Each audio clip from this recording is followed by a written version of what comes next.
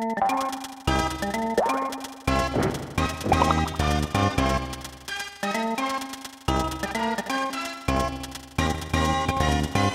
could possibly go wrong?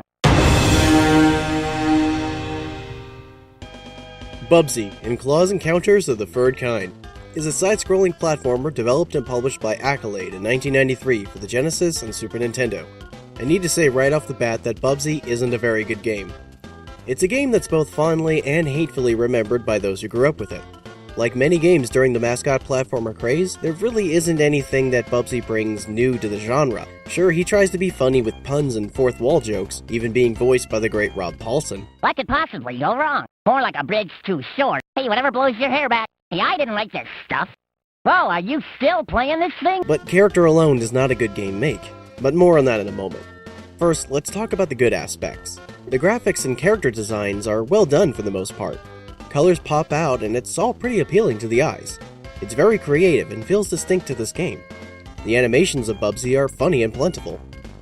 Clearly, lots of effort went into making Bubsy a funny and memorable character. It's just a shame that the rest of the game falls flat. The game is very light on story. For some reason, these aliens called Woolies want to steal the Earth's yarn balls. Bubsy, being the owner of the world's largest collection of yarn balls, sets out to stop them. Can't say I expected any more story than that, but it still sounds like something that they came up with at the last minute. He's a cat, and cats like yarn. So, save the yarn?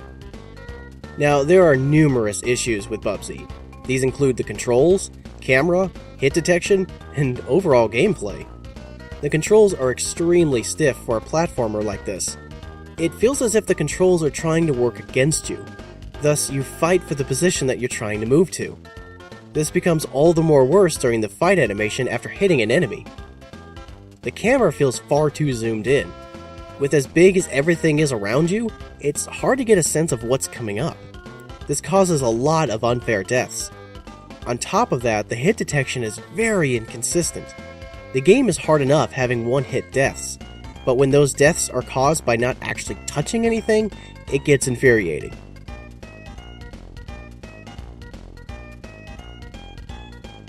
Lastly, Bubsy's gameplay is extremely unfocused.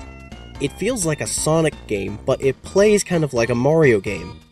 If certain design choices had been tweaked to accommodate and complement both gameplay styles, then this might have actually worked. But as I'll explain, that's not what happened here. First, both Sonic and Bubsy run fast and have one-hit deaths. But when Sonic collects rings, it gives him an extra hit point. As long as he has at least one ring, he can keep running fast without much fear of dying by an enemy. This keeps the game's pace going while still penalizing the player for making a mistake. With Bubsy, however, even though he collects yarn balls like Sonic, he still dies after one hit.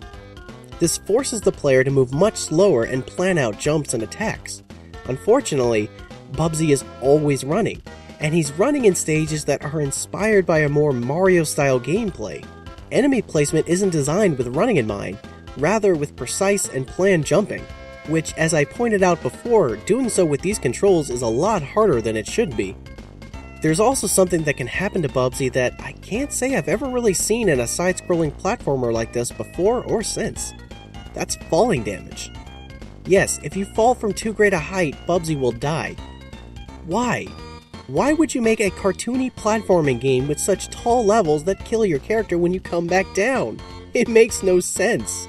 The character comes off as weak, and it's utterly confusing to the player. This isn't something like Prince of Persia where the idea is realism. No, this is a cartoon cat jumping on aliens collecting yarn balls. This is something that I find just so inexcusable and quite frankly idiotic. Yeah, you can glide Bubsy down for a safe landing, but my point is that you shouldn't have to. Because again, since the camera is so close that you can't really tell where you are, it's very hard to judge just how high is too high. Even with all that, I do still enjoy Bubsy for what he's worth. A sort of guilty pleasure of mine.